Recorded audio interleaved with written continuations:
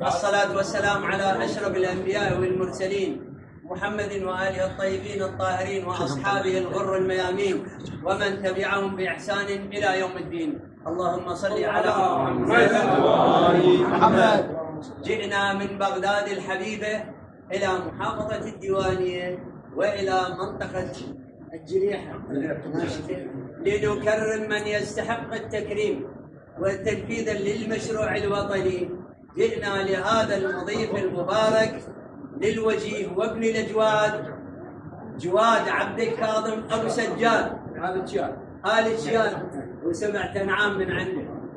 فجئنا من بغداد نيابة وممثلين عن رابطة العشائر العراقية للتفاوض وحل النزاعات وقبيلة السادة الهواشم الحسنية على مستوى بغداد والمحافظات لبلدنا العزيز العراق الغالي.